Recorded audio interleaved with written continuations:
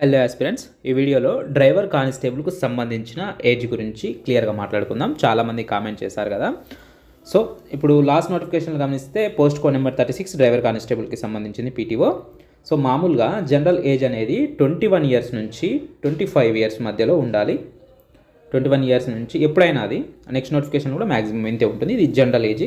Last time Covid time వల్ల time waste అయింది కాబట్టి ఎక్స్ట్రాగా 3 ఇయర్స్ అనేది ఇవ్వడం జరిగింది. 3 ఇయర్స్. సో ఇక్కడ చూపిస్తున్నాను 3 ఇయర్స్ ఉంది కాబట్టి దీన్ని క్లియర్గా నేను చెప్పడానికి ప్రయత్నం చేస్తాను. జనరల్ అయితే 21 నుంచి 25 మధ్యలో ఉంటే సరిపోతుంది. సో ఎవరైతే ఇప్పుడు తెలంగాణ ట్రాన్స్కో, జెన్కో ఈ కరెంట్ డిపార్ట్మెంట్లో పనిచేసిన వాళ్ళు ఉంటారు కదా కార్పొరేషన్లో, వాళ్ళకి అంటే అవుట్సోర్సింగ్లో పనిచేసినా కూడా వాళ్ళకి +5 ఇయర్స్ అంటే 25 + 5 30 ఇయర్స్ వరకు ఎలిజిబుల్ ఉంటుంది. ఇది జనరల్గా.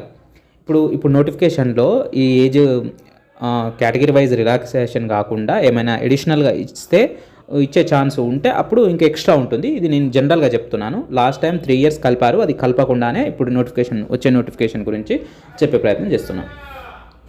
నెక్స్ట్ ఎక్స్ సర్వీస్ మెన్ ఉంటారు కదా, army, navy, air force and territorial ఆర్మీలో ఉన్న వారికి 3 ఇయర్స్ ఉంటుంది అడిషనల్గా.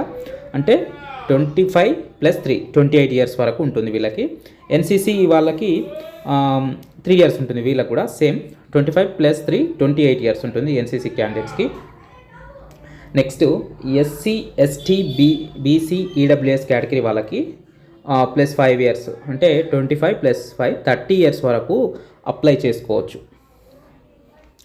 Next retrenched temporary employee in the state concern department with a minimum service of అంటే 1991 నుంచి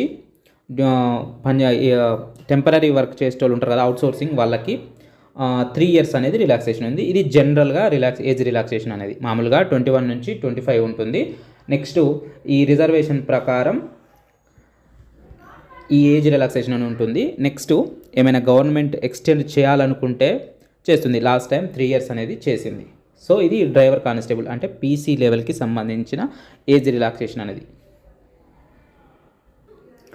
నెక్స్ట్ ఎవరైనా ఏపీ వాళ్ళు అప్లై చేయాలనుకుంటే, ఏపీ క్యాండిడేట్స్ అప్లై చేసుకోవాలనుకుంటే వాళ్ళకి జనరల్ ఏజ్ ఉంది కదా 21 నుంచి 25 మధ్యలో ఉన్న వాళ్ళు మాత్రం ఎలిజిబుల్. వాళ్ళకి ఎలాంటి అడిషనల్గా ఉండదు, అంటే డైరెక్ట్ ఏపీ నుంచి అప్లై చేసే వాళ్ళకి. So thank you. ఇంకేమైనా డౌట్ ఉంటే కామెంట్ చేయండి.